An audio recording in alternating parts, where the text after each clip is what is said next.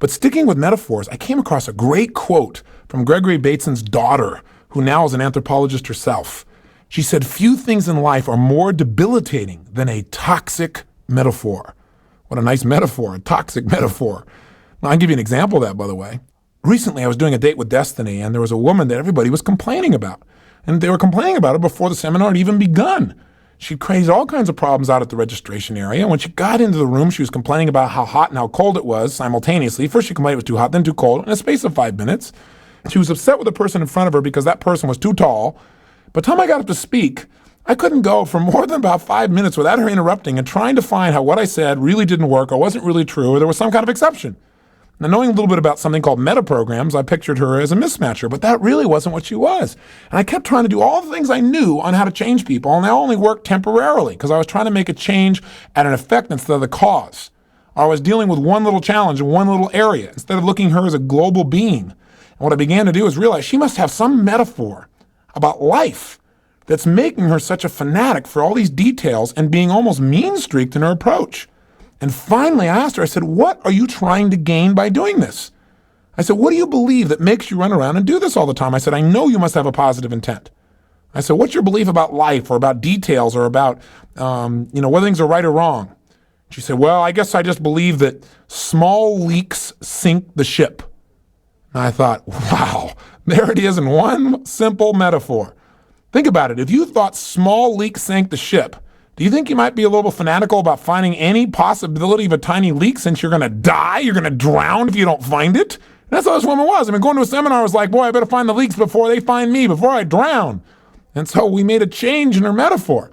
And what we began to do is teach her a new way of looking at herself, a new way of looking at life.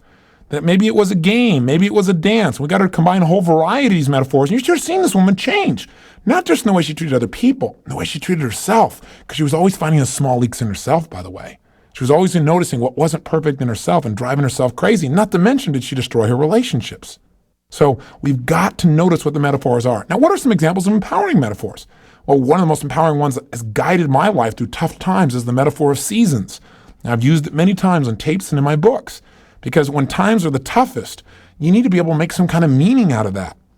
And it's tough when you're in the midst of it. Your brain just goes, oh my gosh, this is going to go on forever. But what I began to do is, hey, life is like the seasons. And I'm in winter right now. But the great thing is if you adopt this metaphor, what always follows winter? Spring, sun comes out. You're no longer freezing to death, right?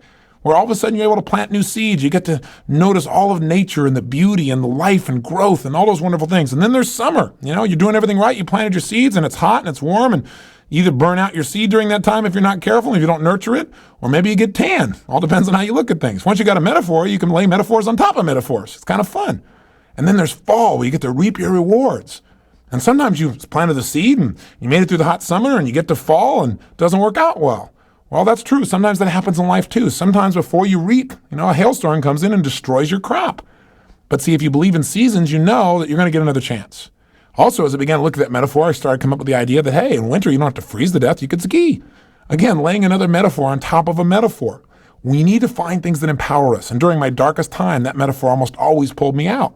Or another one a friend of mine shared with me, who, by the way, wrote a book with a metaphor as a title. His name was Harvey McKay.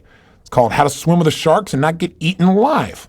It's kind of a metaphor for how he felt about certain people he was doing business with and that you may be doing business with. By the way, one challenge with adopting a metaphor, you don't want to start seeing everyone as a shark. Seeing everybody as your friend, seeing everybody as like your puppy dog, or seeing everybody as your associate or partner in life is a great idea, except when that person is a shark, in which case they're operating from a different set of frames. They have a different set of rules.